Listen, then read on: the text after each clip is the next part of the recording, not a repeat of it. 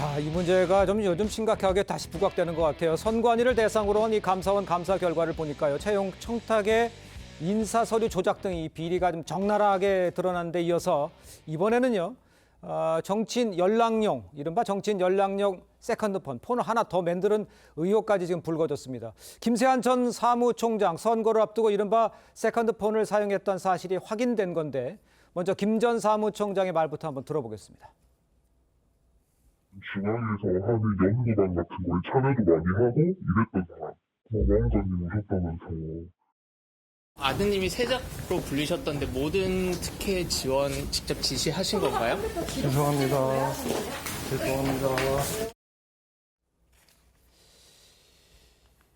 자, 사무총장의 이제 그 세자 논란까지 지금 녹취로 좀 잠깐 들어보셨는데 김 전 사무총장은 지난 대선과 지방선거를 앞둔 2022년 1월 즈음에 선관위 명의의 휴대폰을 따로 개통해서 누구와 정치인과 연락한 것으로 좀 드러났습니다. 그러니까 왜 정치인과 연락했느냐, 정치인과 무슨 얘기를 했는지 구체적으로 밝히진 또 않았어요.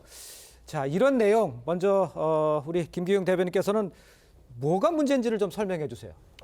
우선적으로 본인이 휴대전화가 있는데 그거를 세컨폰, 특별히 다르게 폰을 만들 이유가 있을까요? 그러니까요. 그리고 업무용으로 쓴다고 하는데 그거를 개인 명의로 한 거거든요. 네. 개인 명의가 아니라 어떻게 보면 이제 업무용 폰으로 했기 때문에 그게 알려지지 않은 겁니다. 왜냐하면 업무 폰이기 때문에 누가 사용하는지 모르는 거 아닙니까? 예. 결국은 익명 폰이라고 할 수 있는 거 아닙니까? 근데 본인이 업무상 필요하다고 한다면 그냥 좀 개인 폰으로 할 수 있는 것 같아요. 그리고 특히나 그때가 2022년 1월인데 네. 본인은 뭐 나중에 뭐 해명하기에는 선거구 획정 때문에 한다고 하는데 선거구 획정은 사실상 총선을 앞두고 이렇게 어떤 지역 그런 걸 나누는 겁니다. 네. 근데 대선 때는 그럴 이유가 전혀 없는 거 아닙니까? 그렇기 때문에 그거는 이해가 안 가고요. 예.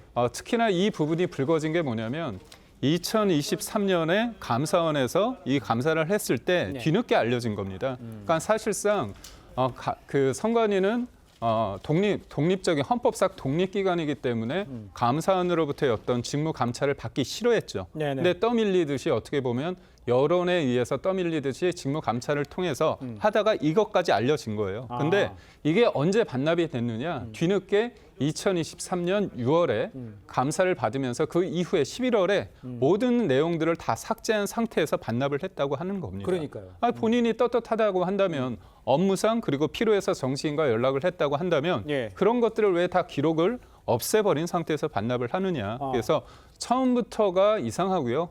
결과적으로 나중에 반납할 때조차 모든 것들을 증거 인멸을 한 것이 아닌가 그런 생각을 할 수밖에 없습니다. 성추진 부의장, 지금 얘기한 것 중에서 또 핵심이 다 초기화해서 반납했다는 거 아니에요? 그렇죠. 이 사무총장 이거 행동은 문제가 있는 거 아니에요? 엄청난 문제가 있는 거죠. 예. 특히나 뭐 개인 폰도 아니고 업무용 폰을 초기화시켜서 제출했다는 것 자체가 문제가 있는 것이고 네. 그리고 업무용 폰을 활용했던 것을 퇴직 이후에 그걸 또 가져갔다는 것, 뭐 짐 정리를 하는데 직원들이 뭐 그냥 다 같이 넣어줘가지고 가져갔다. 네. 저는 너무 궁색한 변명이라고 생각을 하고요.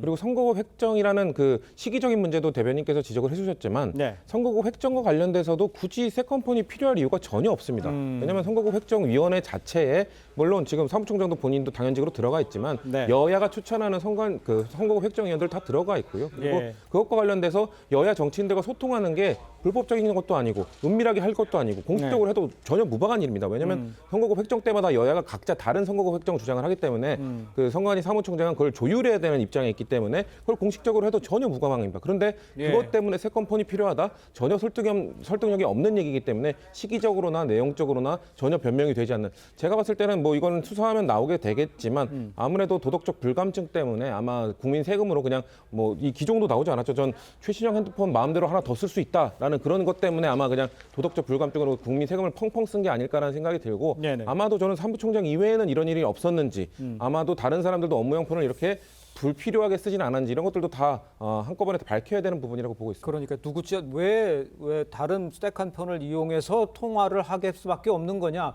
왜 가지고 있던 폰으로 통화하면 안 되냐? 이런 지적인 것 같아요. 그렇죠. 근데 지금 성 부의장께서는 수사하면 나올 것 같다라 말씀하셨지만 저는 좀 지난한 과정이 있을 것 같습니다.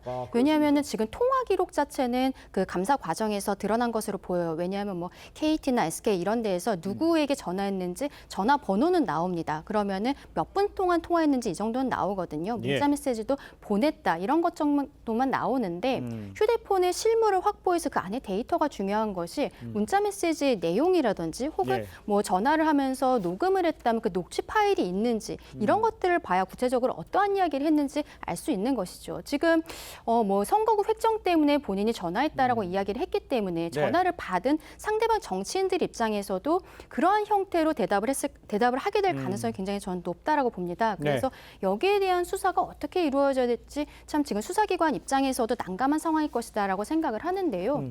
시기적으로 보았을 때는 2022년 3월에 대선이 있었는데 1월에 휴대폰을 개통했단 말이죠. 선관위 사무총장이. 그러니까요. 그렇다면 여기에 대해서는 어떤 업무상 비밀 누설이나 이런 혐의들이 좀 적용이 되지 않을까라고 보이지만 수사는 좀 어려울 것으로 그렇게 생각이 듭니다. 수사는 어려운 상황이다. 네.